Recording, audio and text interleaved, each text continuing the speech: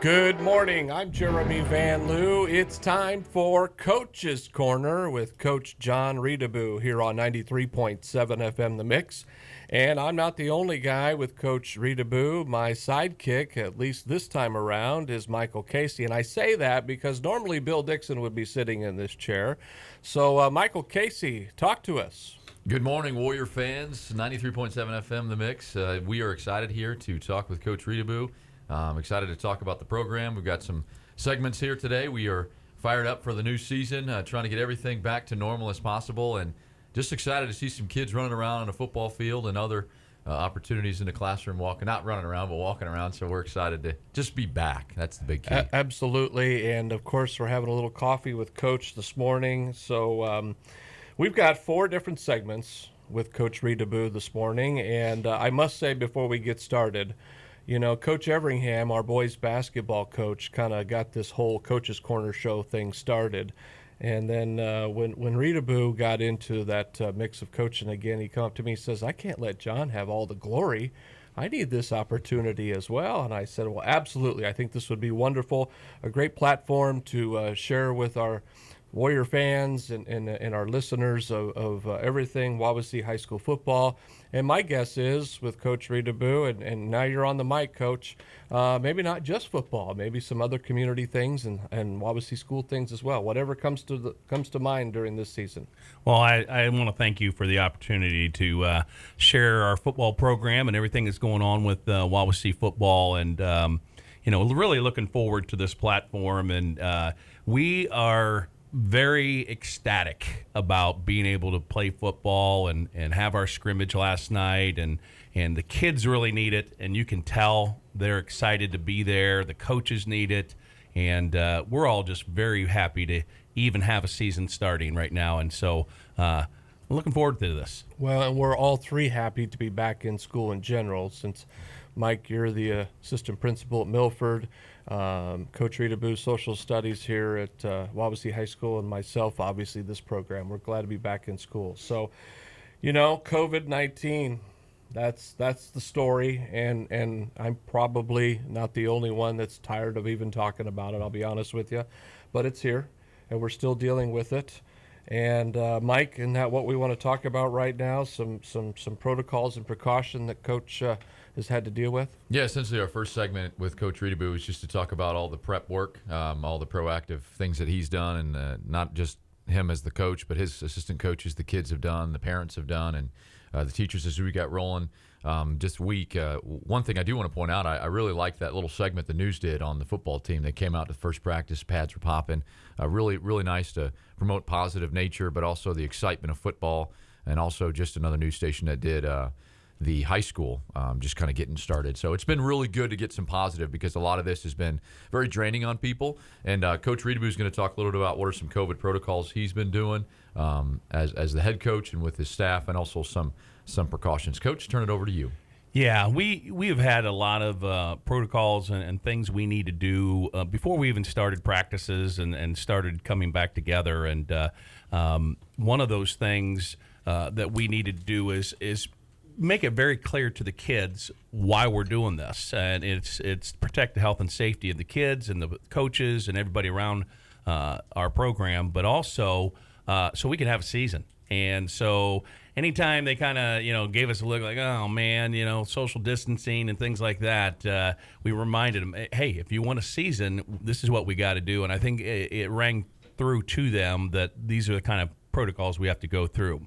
So just some of the things that we go through this summer and continuing on till now, we check in our players even after school, even after they've gone through a school day, and we have 5 questions that the health department has provided us, and Parkview was a part of that as well, that we have to ask kids to make sure that they are healthy enough to participate, and if they have any of those symptoms that go along with COVID, we send them home. And if we have a situation where someone feels like they have been exposed to somebody, there's protocols for that. I contact our athletic director, Corey Schutz, right away, and he contacts our nurses, our school nurses and corporation nurses, and they gather all the information. We keep track of our kids in small groups. We try to keep them separate as much as possible with a game like football where you got 11 guys moving in unison, and it's a contact sport, but we are taking every precaution there. And so if that happens, then they send the list off to the health department, and then the health department takes it from there, and they tell us, this is what you need to do. These people are quarantined, and so on and so forth. So another thing that we do is if the kids are in a situation where they're going to not be able to be social distance and they're not going full go, when you're going at it, you're physically exerting yourself, you can't hardly wear a mask. That's not possible. But when we're in those situations where we're doing demonstrations or talking to the team, we make them put on their mask.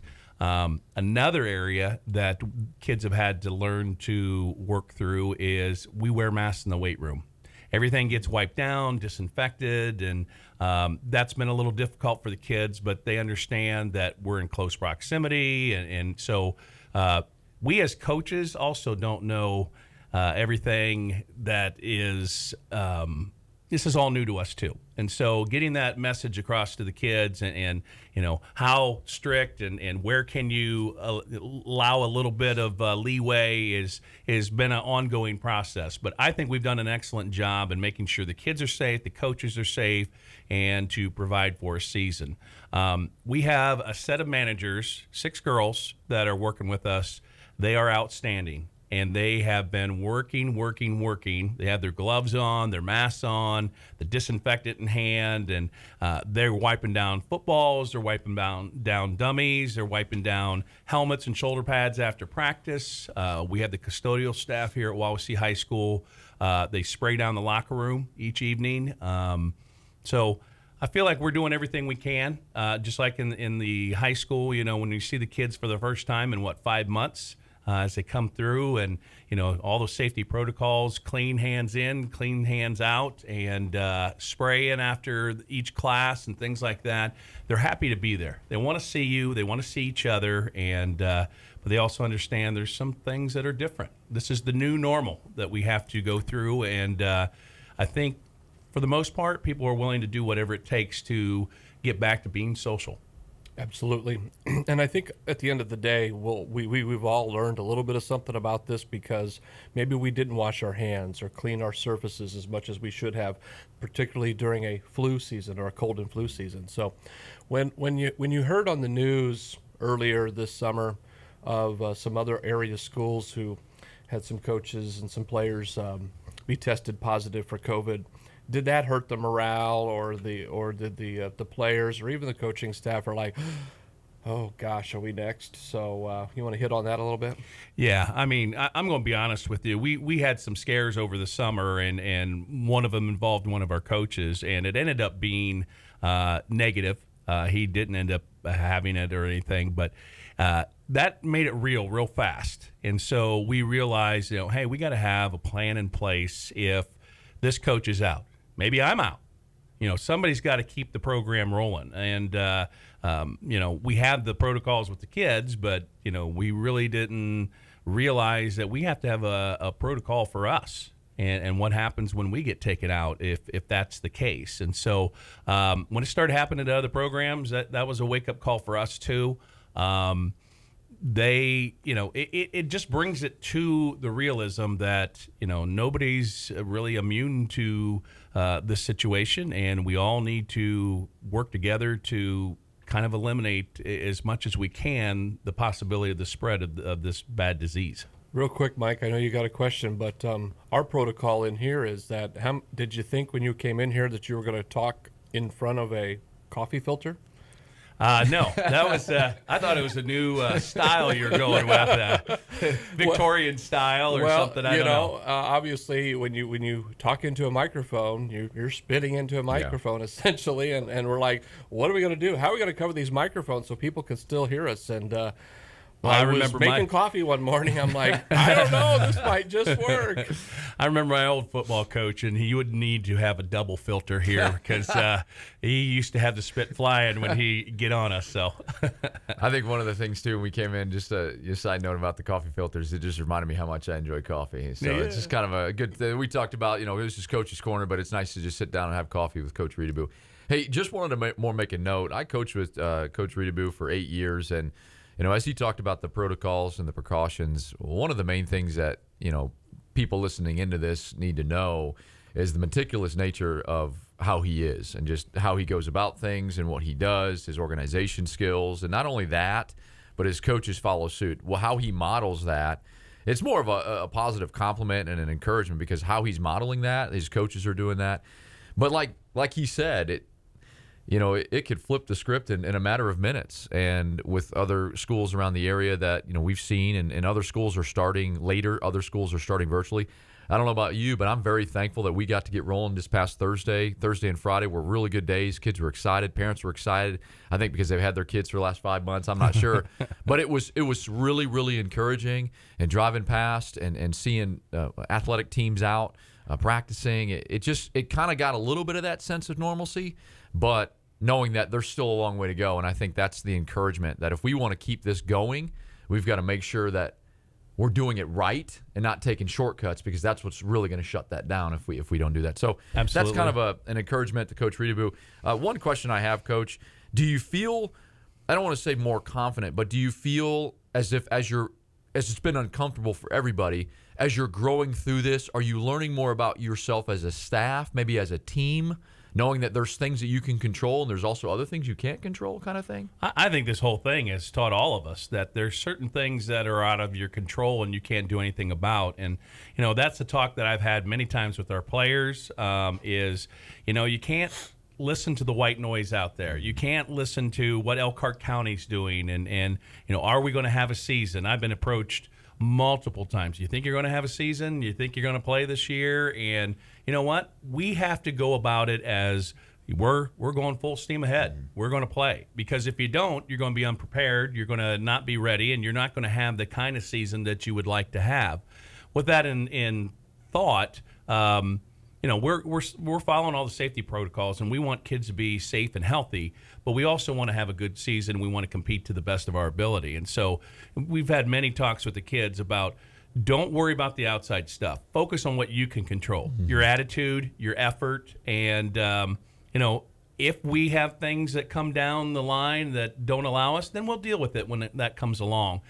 My coaching staff is excellent. They've been on par with everything that we're doing, and I was asked this question earlier by a reporter that, what are you doing differently this year as opposed to the first year? And one of the things I told him was I'm giving more ownership to my assistant coaches. They've been with me for, that first year, and this year they're taking more of a lead role as they will need to be in case something ever happens with me. And it's also great for the program to hear the same messages coming out from the assistant coaches, from the head coach, on down the line. And they've done an excellent job, and I'm very proud of that. What a powerful statement you said to your guys and your team and your coaches. Don't pay attention to the white noise. Let's just very briefly talk about everything that's going on in the realm of college football, NBA, NFL. The coolest thing about it is, like you said, you can only control what you're doing here in Syracuse, Milford, North Webster, in the surrounding area.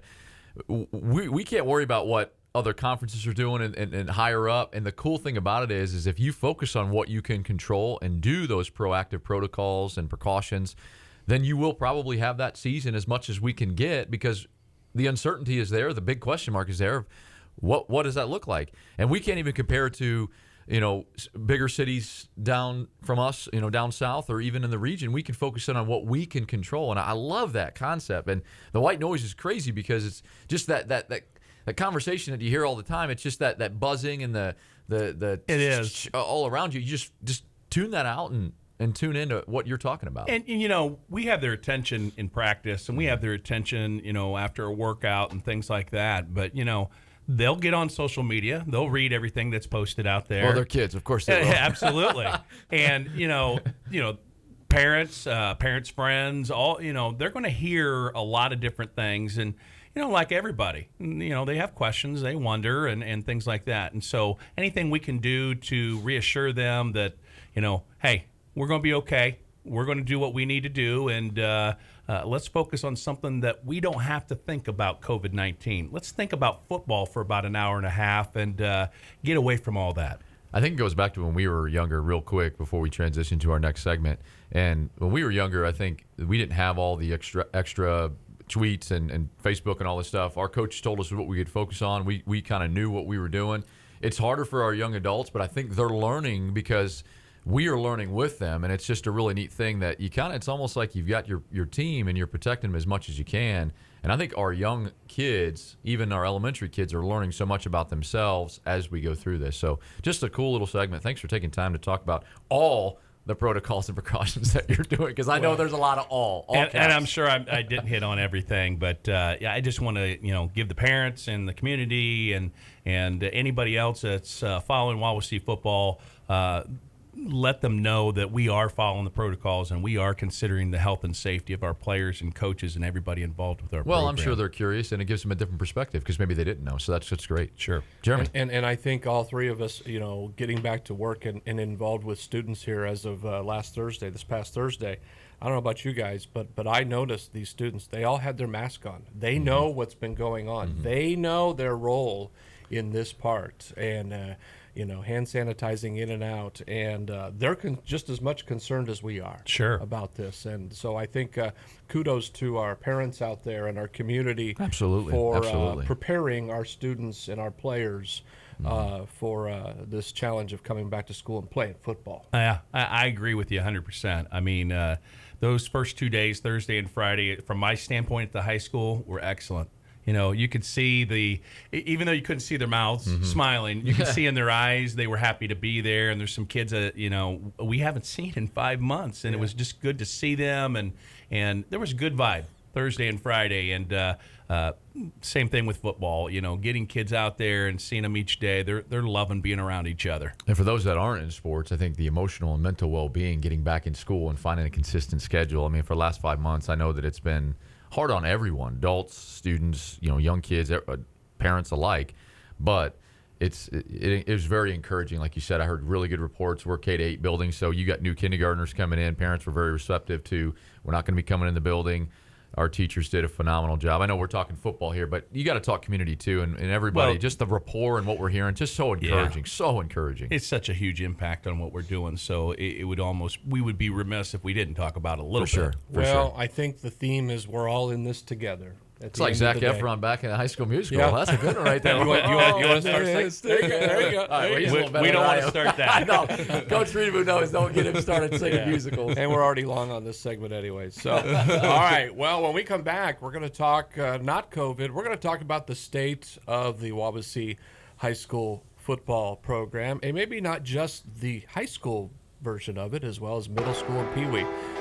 This is Coach's Corner on 93.7 FM The Mix.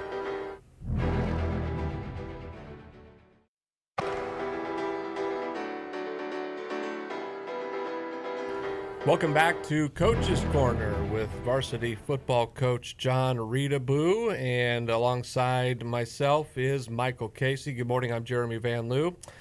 Our second segment, we want to talk to Coach about the state of the football program here at Wawasee Schools. I'm thinking you're not just wanting to talk high school, but maybe middle school and Pee Wee. So, Mike, I'm going to turn it back over to you.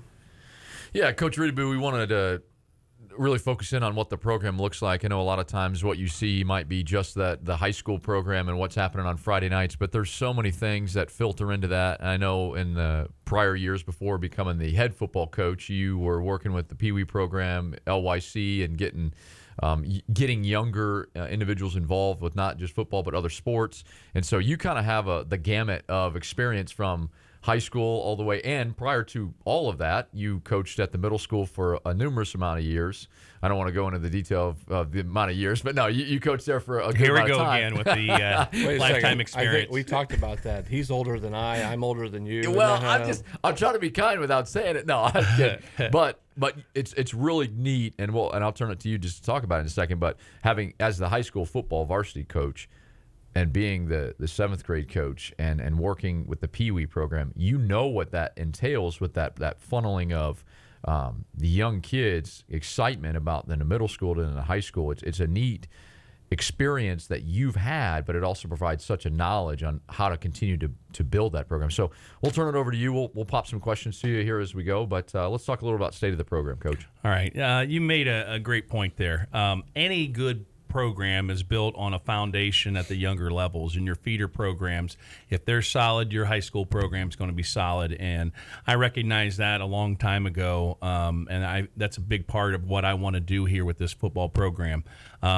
If we go down to the Pee Wee level, Eric Leffler is in charge there, and he's been great to work with. And I'm just trying to build up those relationships with our feeder programs and understand how, get them aware of how much we value them and how important they are to our program and the growth of our program. And Eric and I have talked quite a bit. We had camps all over the place last year.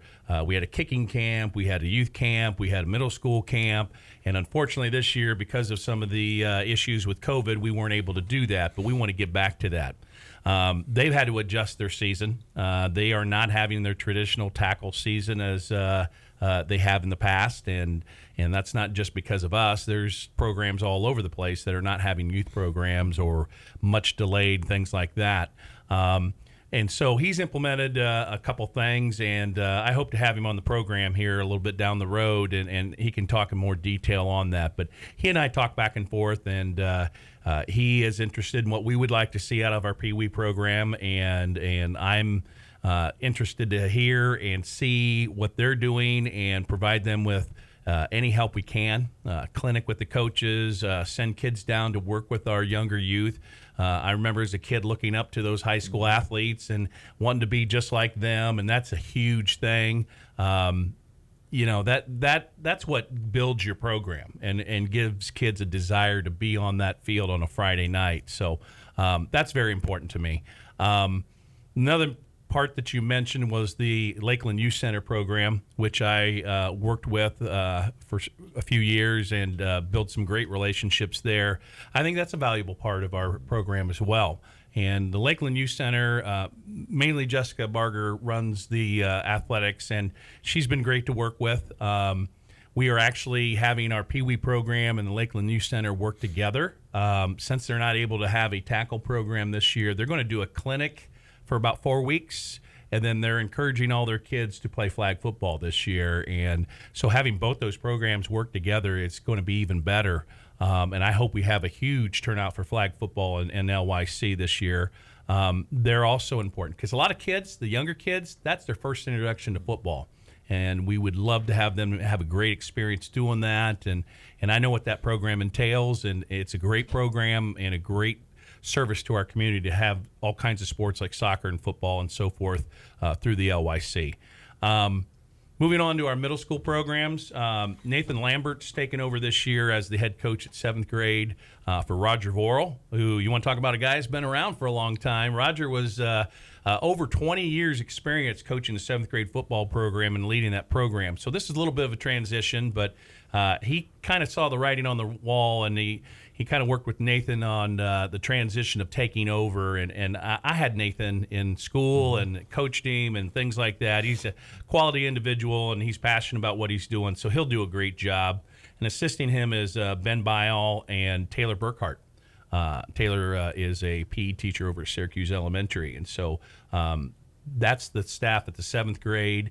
And then the 8th grade staff is led by Joe Salazar. And Joe's been a part of this community for years and years and years. And our youth programs, from everything from baseball, wrestling, and football, of course. And he's assisted by Ben Garden and Dustin Stutzman. And they do a great job at the 8th grade level. So we're looking forward to what they're doing at the middle school. And again, we try to communicate as much as possible with them, clinic with them, give them a watered-down version playbook so they can be running those same things that we're running at the high school level. And, everything from their warm-ups to how they teach technique and fundamentals, those everyday drills that you have. if we can get those things planted at a young age and all the way through middle school, and when they get to high school, they're at the next level, that's going to help our program immensely. So they're all super important to this program, getting to be a perennial competitor for conference championships.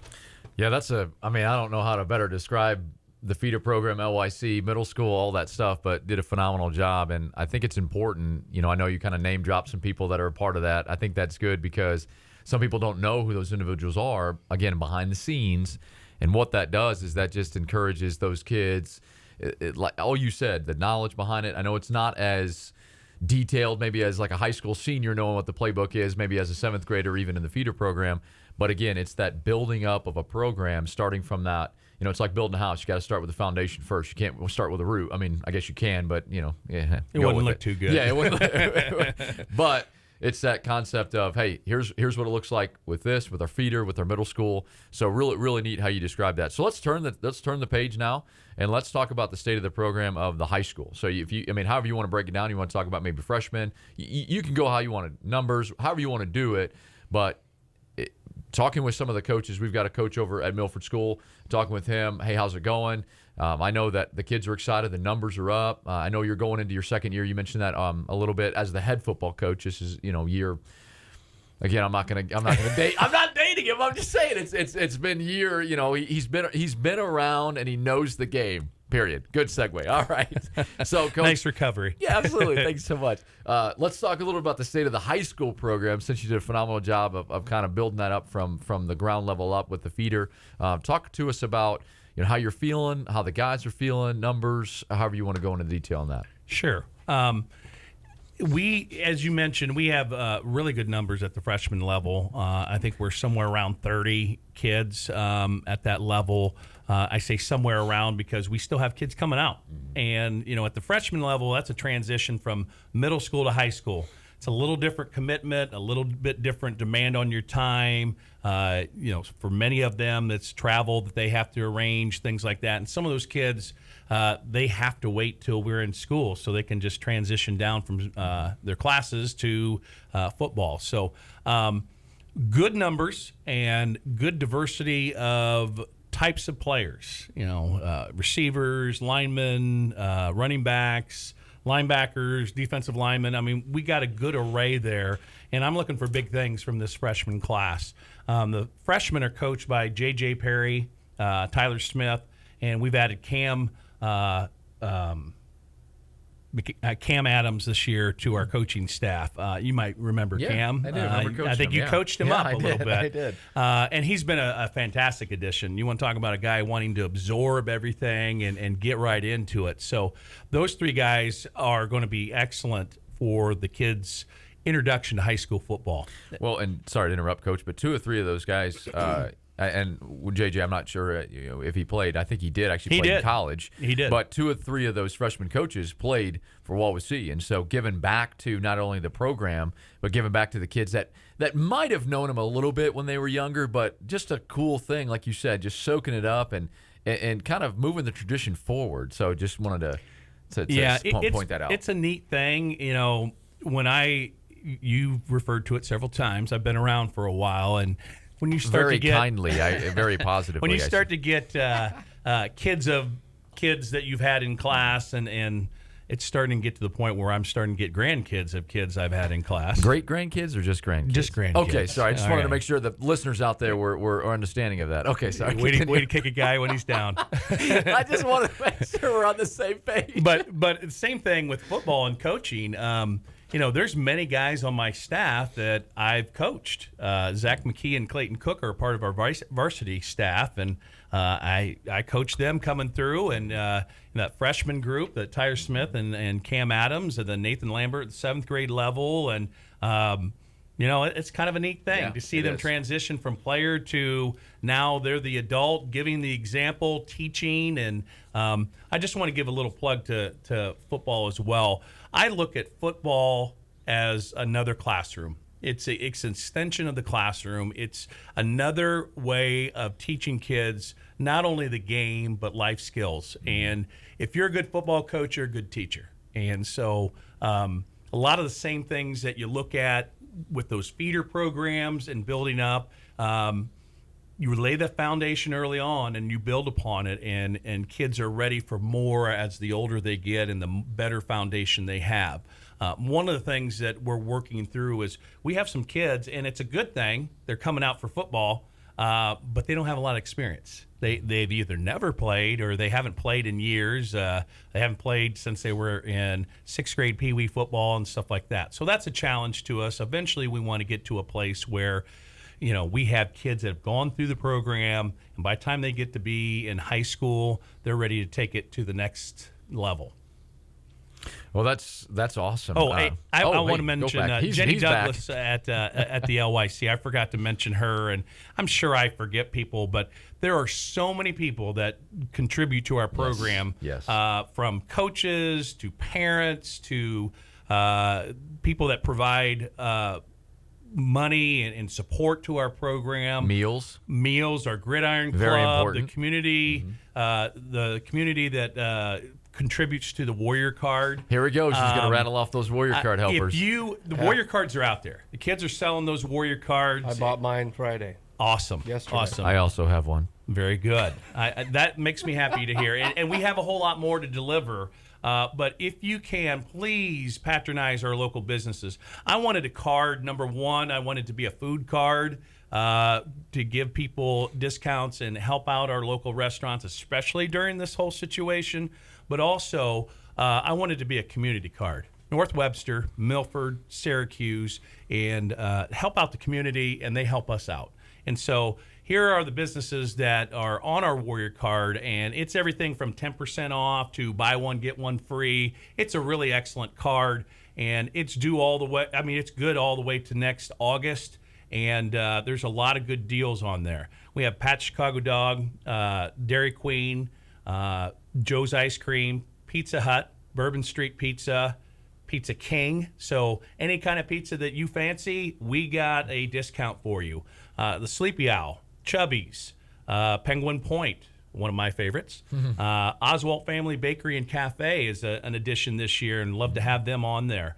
The Down Under, the Channel Marker, another place that I love to go, especially in the summertime, but they need your support in the wintertime as well. Lucky's Tavern's another addition, and Subway and Mugshots, another place, a great breakfast place to go. And we are very, very thankful to have that partnership with our local businesses, and anything we can help them out, and they're definitely helping us out.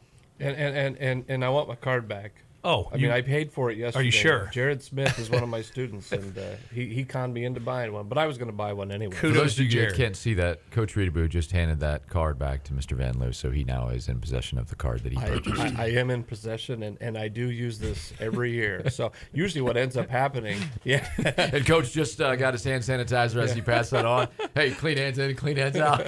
That's right. Usually what happens is I buy one, but my wife buys one too, and we don't communicate, and then we end up having two. Is that another segment we need to do, talking about communication is key to probably, success? yeah. Okay. Well, hey, we do need to get on to the third segment here in just a moment, but what we'll do is we'll come back on the third segment because we didn't get to talk about the JV program and the varsity program, the state of those programs. So we'll do a real quick summary of that. And then we'll also take a look at what happened last night with the Mishawaka Marion scrimmage. Sounds You're good. listening to Coach's Corner on 93.7 FM The Mix.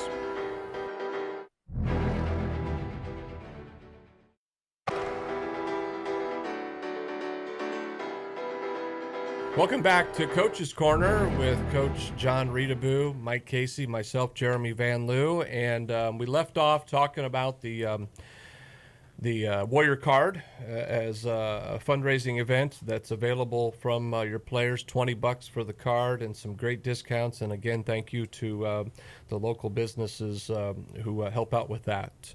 And we talked a little bit about the freshman football program, but let's briefly talk about your JV and varsity program, and then we'll talk about the scrimmage last night at Mishawaka Marion. So, Mike, what you got there? Yeah, Coach, talk to us a little bit about JV. You talked really good numbers with freshmen. You get 30 plus as kids are coming out, even as the school started. Let's talk about JV, state of the program with varsity, returning starters, things like that, and then that will kind of actually get us right into what took place last night with the Mishawaka Marion scrimmage. Let's turn it to you. Sure. Our JV program usually would consist mostly of sophomores, maybe some juniors that are not quite ready for varsity program yet, and maybe along the season, maybe they eventually will find more time at the varsity level. It is all about developing players, and that's what JV football is all about, is helping those kids develop so they can, at least by their senior year, be on the field on a Friday night. One of my goals is to try to retain as many kids as possible through the program and build our numbers. And our numbers and I just kind of lump them together, varsity players, and that's sophomores through seniors. We have 45 kids. We hope to keep building on that each year. Our sophomore class right now, we have about 20 kids, so that's a good number.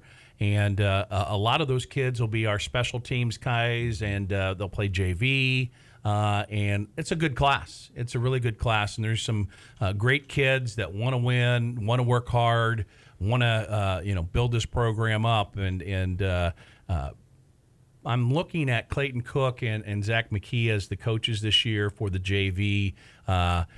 That's really important for kids' development and coaches. You've coached JV. I think you and I have coached some Yes, JV we have. together, and it is fun. It is. You can do some creative things on the JV that you might not get away with on the varsity field, and there's that special bond on that Saturday morning the road trip all the way to Plymouth, and you develop kids that way. And I've seen kids over the years grow in their JV season, and the next year, they're a breakout guy, and that's what we want. That's what we want with our JV program. And it's really interesting too at the freshman level. That's really kind of the last time you'll play together as a unit or a team, As a class, yeah. Yeah, as a class, as you said. But then once you start, you've got some that might, as a sophomore, play varsity. You have some that will play JV sophomore and junior year. You have some that the list goes on and on.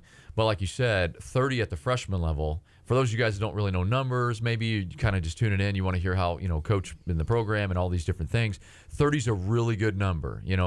If you kind of get down, like we've had teams with 18. We've had teams, some when you get to 30, 35, that's a phenomenal number for freshmen because, again, new transition to high school, there's other options out there with extracurricular activities, other sports that just maybe they don't want to do sports anymore. So 30 is really good. And when you say 45, we've always talked, if you can find 12 to 15 really good seniors by the time they get through the 4 years of what they're doing, so you're talking 15, 30, 45, and sophomore through senior, that's a good number at 75. That's a solid, stable number. So, again, just wanted to plug the number piece as he's saying that. That's what that looks like.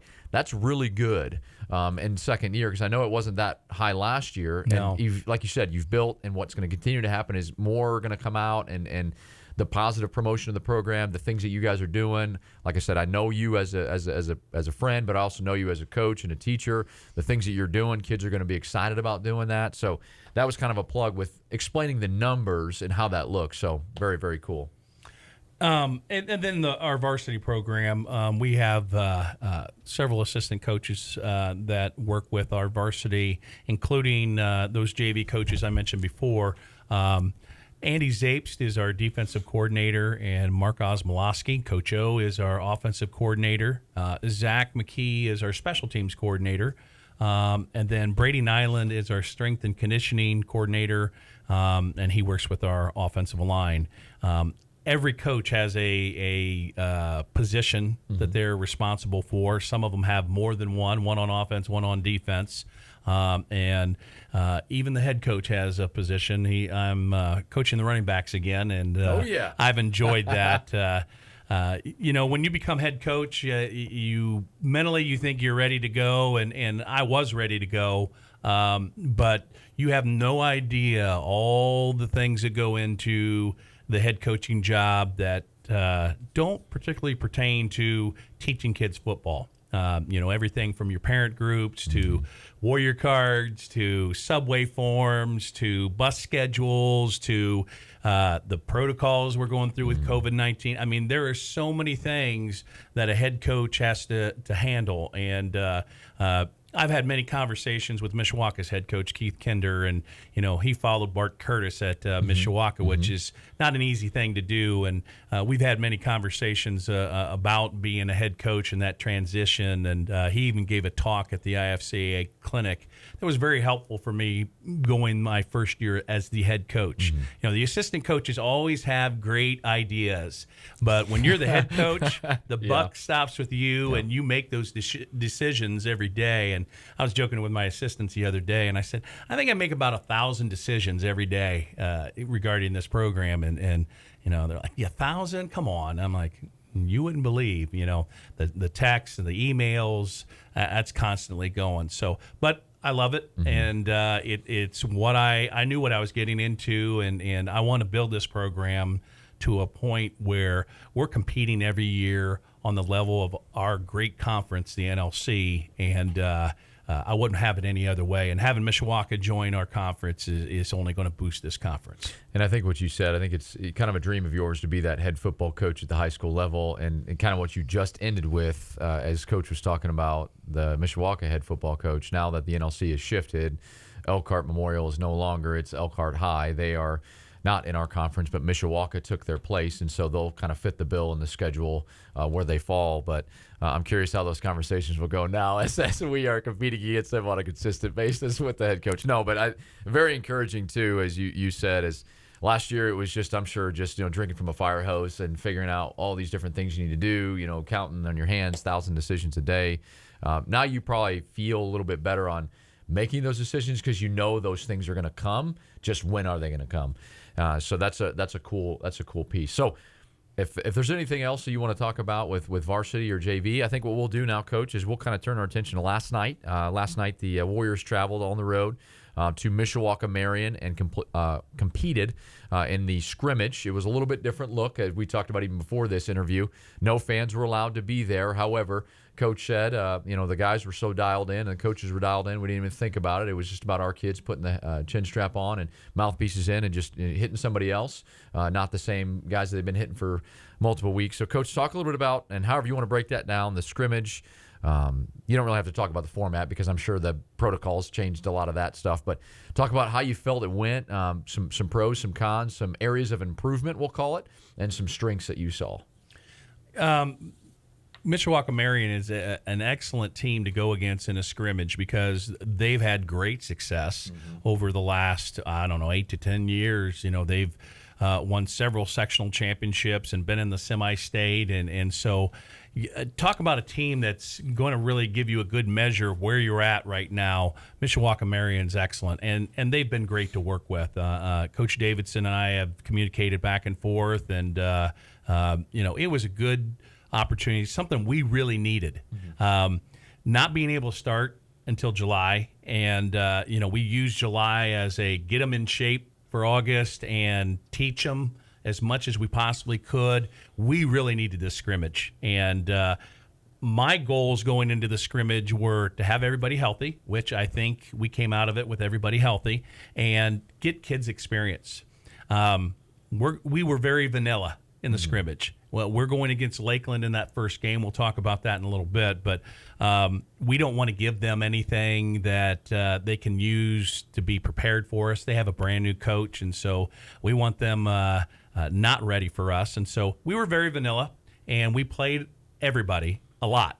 And so those were our goals. It's a scrimmage. It's not a game. It's not about outscoring the other team like a normal game would be. There's no special teams. It's all scripted out. Players can only play so much. And unfortunately, our fans couldn't go because of the protocols, but it still did what it's supposed to do, and that's give your team a chance to get experience against somebody else with a different uniform and get some live play before they actually play in a game.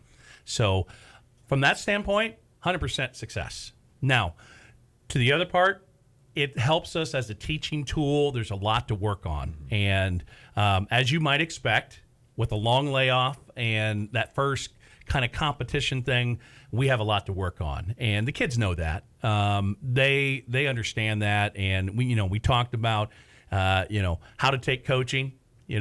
Coaches are trying to help you be the best you can be, successful at what you're doing, and get us to the point when we're competing live in a game, we're going to have success. And so, there's a lot of things we got to work on, but there's a lot of things that it's just not the same as a game. You don't call the game. It's all scripted out. You don't, we were trying to play everybody and give everybody a shot there. You might go a little bit longer with your starters and things like that. So it looks a little different. So, maybe somebody that was just a casual observer might go, well, they scored and you didn't score or something like that. That's not what it's about. And coaches know that. And players, you try to get them to know that and understand that this is a teaching tool. And so our total focus after this scrimmage is to learn from it and then get ready for Lakeland. And so I feel like we accomplished the goals we needed to accomplish, and we had several bright points. Some kids looked really, really good, and we had some things that we need to work on. But you kind of know that going in. Mm-hmm. I don't think there's a coach out there that won't say, boy, there's a lot we need to improve on. There's a lot we need to do between now and the first game. And I heard the old adage that, the biggest improvement you have with a team is between the first game and the second game. And I told the boys last night, I said, I hope the old adage is the biggest improvement you have is between your scrimmage and your first game. So that's a good way to play on words there. Yeah, I like that. So, we're looking forward to this week and getting the kids ready to go against Lakeland and opening the season. Mm-hmm. And I told them last night at the scrimmage as well, I said, we have to understand how lucky we are to be here right now. There are teams in our conference that don't have a scrimmage, don't even have week one. And so it's kind of helping us out a little bit that we get this going like we are. And by the time we get to conference competition, we'll be ready to go. I want to put a plug in here before we get ourselves transitioned to that last segment of the season preview. Very important to understand that there was not a lot of things that you could do football related other than maybe conditioning and the amount of kids that you could have up until July. So you were already behind, and not just you, but the state, a lot of states. Right. And so, like you said, a different perspective on what the scrimmage looked like. And with that scrimmage, when Coach says vanilla, what he's saying is very basic packages, formations, maybe just a quarterback with a running back, maybe twins, and we can talk about that more when you see the video and all the stuff. We'll explain that. Trips, 3 receivers to one side, not doing a bunch of fancy stuff that they might do that first week because they just want to get their kids hit another team, but also how do they run the ball? How do they take the ball? How do they throw the ball? Because it's kind of been like from July to August, you've had to go fast forward instead of prior, with school, you can kind of do your end of the year workouts and things like that. So I'm real excited to see what that looks like. And Coach alluded on Saturdays, really thankful for him to come down and talk on his time or this time on Saturday, because right now guys are doing bumps and bruises, getting a little bit of work in. Doing a little yoga. Little yoga, watching some film. So a lot of good things to learn from there. And we'll turn it back over to Mr. Jeremy over there. Yeah, and would you agree with this quick statement that, everybody's behind a little bit? Oh, absolutely. Compared to normal circumstances. Absolutely. So it's going to be equal across the board no matter what. But, yes. But it's not the perfect world scenario that you would like to be in, no. But it is what it is. And contact was, there were different phases, just like we have been in the community on different phases.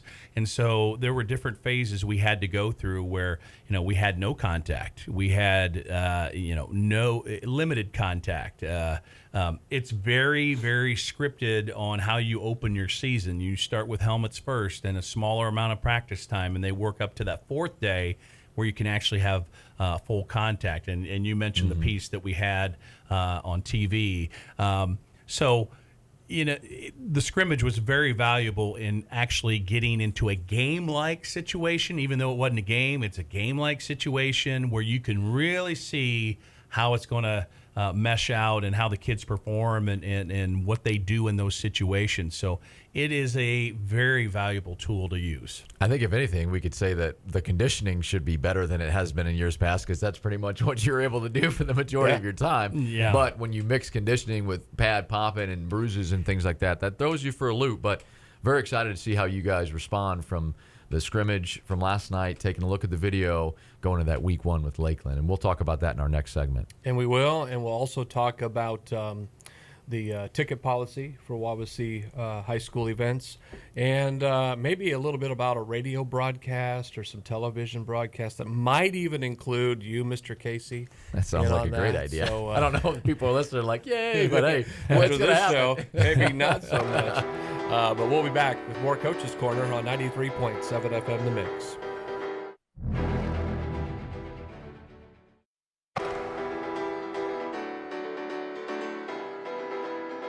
Welcome back to Coach's Corner on 93.7 FM The Mix. We have head football coach from Wawasee High School, Jon Reutebuch, with us. Myself, Jeremy Van Loo, and Michael Casey.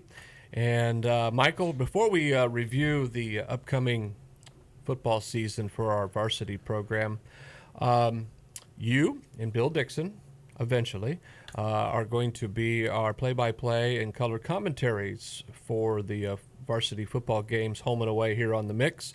But we're going to start with you and John Everingham. Coach Everingham are going to do the first, we know at least this coming Friday's game against Lakeland, and maybe not sure about the next one, but want to talk a little bit about that? Sure. We're on the road. First game is at Lakeland. I'll kind of go through the schedule in just a minute. So really what you can do is tune in to 93.7 FM The Mix, or if you can also find it online and you can plug that in. I know I sent it out to some buddies of mine that they can listen in the state of Georgia or California if they so desire. And really that's what we're going to be coming to you from is 93.7 FM The Mix. And you want to give them the web address, URL? Web it's address. 937themix.com. It's not 93.7. It's 937themix.com.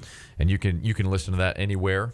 Say if you had to run up to Elkhart to do something, you'd probably need to pull it up on your phone just due to the fact that the station might not carry all the way up there. But that's where you can find us, and we're looking forward to this. Will be my second year doing it. I was asked last year, and kind of a side note, I really enjoy it. It's something I've always wanted to do, be on the radio, but maybe that's just because I'm goofy and I like it. But well, do you think Coach Everingham knows anything about football? I mean, he's think a basketball coach. I think he knows. I think he knows the idea of sports, and I'm sure he knows his football. But he does. And basketball on turf. Maybe we see if Coach Reutebuch gets some basketball on turf out there Friday night. But well, what we ought to really do is when we get to basketball season, maybe we'll bring Coach Reutebuch Yes, and just sure. say, hey, let's see who does better. Everingham or Reutebuch. Coming out, he pulls it up for a three, hits. Yep. Well, what happened? I think that'd be great. Touchdown. Well, I coached basketball for several you years, and There's I that love several again. Years, I'm not sure. We're TBD on the amount. I love basketball, and I support Jon Everingham and the basketball program, and we have kids that are football players that play basketball and wrestle, and I like to follow them in other sports and watch how they do there as well. So, kind of cool to have the basketball coach doing a little football, and I'd be glad to help out with basketball a little bit. And we look forward to having Bill Dixon come back. Absolutely. A little under the weather right now, but that's how this Friday is going to start. And I also am going to throw out there, at least on the away games, with COVID, everything is still fluid, and so there could be a situation where for whatever reason, we might not be able to broadcast an away game due to some COVID-type issues. So we're going to keep our fingers crossed and know well in advance that that's going to be the case. And then with our home games, we will have a live video feed on our website, CPG-TV.com, or you can search us on YouTube, CPG-TV, and that'll be live video for home games only. So really looking forward to that. Let's go ahead and review the season. We mentioned Lakeland this coming Friday on the road. So, Mike, turn it over to you. So as of right now, here's our schedule. The 21st of August, Lakeland on the road at 7 p.m. The 28th of August is versus West Noble. That's going to be our first home game at 7. The 4th of September, Northridge at home. All of these are at 7 o'clock.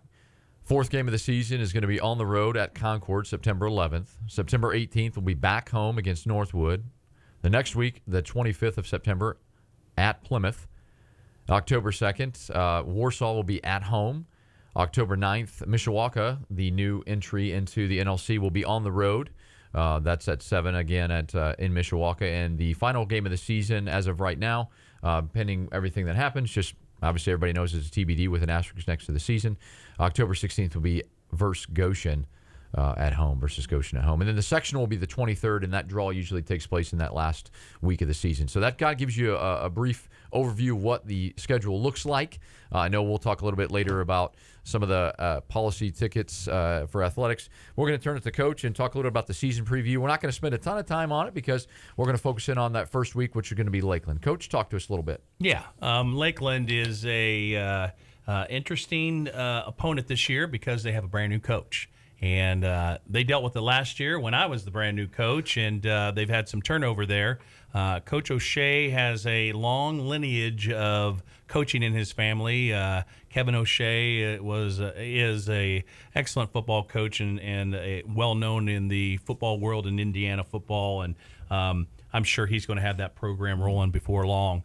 So with Lakeland, we're going in it kind of blind. We have no idea what they're going to do, and all we are going to get is the scrimmage film. And if they're like us, they're probably not going to give us a whole lot.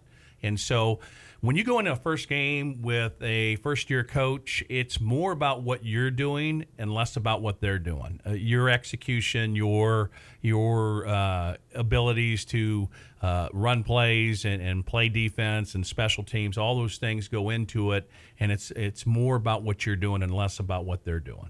And so Lakeland will be an interesting opponent for us in the fact that we have no idea what they're going to come out with. And it's a road game, and so we'll be up there, and we're looking forward to that. As I said before with the scrimmage, we're very excited that we have a week one opponent, and we're going to be able to play. Week two, West Noble, they have had the most successful last couple of years in their program. Last year, I believe, is their best record ever, and they graduated some good players. One of them is at the Naval Academy as a running back, and we're glad to see Mr. Pruitt go away, and his younger brother is, I think, going to be filling in for him, so he'll present a new challenge for us. So we're looking for that. That's a first home game. We're excited to open up at a Warrior Field against West Noble. And then we have Northridge. And Northridge, under Tom Wogman, former coach here at Wawasee, and I coach with Tom, that's going to be interesting because their freshman JV teams were undefeated. And so I know Tom's excited about that, but they lost quite a bit, and they're kind of in a little bit of a transition. So how fast he gets those guys up to par and where we're at that point in time, that can be a very interesting game for us. Then we have Concord. We go up to Concord this year, and Concord's Concord. They're always going to be pretty good. I can honestly say there's not a team we go against in the NLC that isn't pretty good. It is a great conference, great competition. We'd have it no other way. Then we host Northwood, and that's homecoming. And Northwood this year it's going to be interesting to see how they fill in some of their lost positions. But they still have some strong individuals coming back, and it's also a solid program. Yeah. So I'm sure they're going to be right there where they want to be. Plymouth. We're on the road to Plymouth, to the Rock Pile, and that's always great competition. And they're another team that they lost some kids, and they have some good kids coming back, and so that'll be interesting. But, in the last 15 years, conference championship's gone through Plymouth or Concord, and so we expect them to be excellent. Warsaw, Coach Curtis, first sectional ever in their program. He's got them rolling. Obviously, big school, big numbers, that kind of thing. It's the Flex Bone, which offers a unique look at offense. And then we have Flex Bone 2 the next week against Mishawaka at historic Steel Field. Yeah. Coach Kinder, who was under Bart Curtis, and so back to back. I don't know if it's a good thing or a bad thing. You're playing the Flex Bone back to back, but it's going to be tiring. You guys are going to be hurt because that's a tough offense to defend. It is, but it's going to be consistent for 2 weeks. I mean, there's not a whole lot of variation as far as we're going to be looking at the Flex Bone.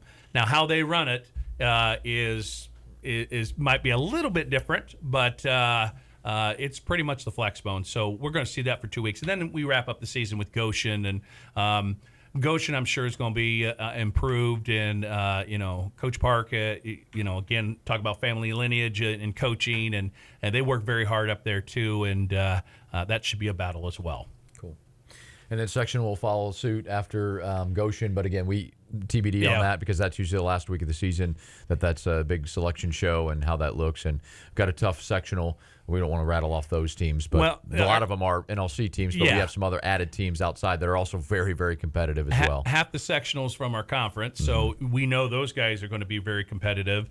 And then the other half of the sectional are teams like East Noble. And, East Noble is a very strong program, and there's some other teams in there that we go against that it's not an easy sectional by any means. And our conference prepares us for that. Our conference is tough competition, so by the time we get to sectional, we know how to play against teams like that. Well, Coach Reutebuch, we appreciate you coming in today and spending some time with us, and we look forward to this upcoming season, and we look forward to this Coach's Corner show every Saturday and some of the guests and players that you're going to bring with us, and we wish you well. Now, we talked early on in this show about COVID-19 and the athletic department here at Wawasee High School, and at the end of the day, I'm sure this is across the board at a lot of different schools, had to implement a new ticket policy due to social distancing and so forth and so on. So Wawasee High School Athletic Department yesterday sent out the press release of our fall sports, and we'll talk specifically now about varsity football. Here's how it's going to work. There are going to be 750 tickets available for home games. Now, we're just talking about home games here. We can't speak for the other schools on away games. But for home games, 750 tickets will be available, and 250 of those tickets will be offered to the visiting teams that are going to come to our school. And each player that is on the team will be given the opportunity to sell 3 tickets to each family. So it's a pre-sale ticket thing. And obviously the visiting school will have their 250 tickets to pre-sale. Once Wednesday of that week of the contest is here, the visiting school will return whatever leftover tickets they have, and then whatever leftover tickets from our pre-sale of our team, as well as for football, the marching band and the cheerleaders, that number that is left over is what will be available for sale at the gate that night of the football game. So it's a little bit confusing, gentlemen, at the end of the day, but the bottom line is there's no season passes available this year due to COVID-19, and pre-sale is king. So if you want to come out and support the Warriors for sure here at Wawasee High School, then contact the athletic department here at Wawasee High School and every week and purchase your at-home tickets. And again, we can't speak for away games, so that's why we're definitely hoping that we're going to have our broadcast for you. If you can't get to the game, we'll have, as Bill used to always say, every snap of the ball and referee's call here on 93.7 FM The Mix. So you got something there, Coach? Just last thing. I'd like to thank you two for coming in the morning and giving us this platform to talk about Wawasee football and the great game of football and all the things that it brings to the community, the kids, the coaches, everybody that's involved. And I just want to thank you guys for coming in and allowing us to talk a little football on Saturday mornings. Appreciate it. Absolutely. We wouldn't have it any other way. I think Mike and I were texting back and forth those last couple of weeks, and we probably were dreaming about the day that football was going to start. So we're very excited. Yeah, we're real excited about the opportunity to do this every Saturday. Not only do this every Saturday, but call the games as of right now. Like you said, fingers crossed for some areas, but calling the games. And best of luck to you this season, Coach. Thanks for taking your time. If you're tuning in, like you've got a lot of great information that you're going to hear in this hour show, and we're here to support the program, support our athletics, and support our community. And I hope that we did that today. So. Great. Well, we'll look forward to talking more football with Coach's Corner next Saturday at 11 a.m. on 93.7 FM The Mix.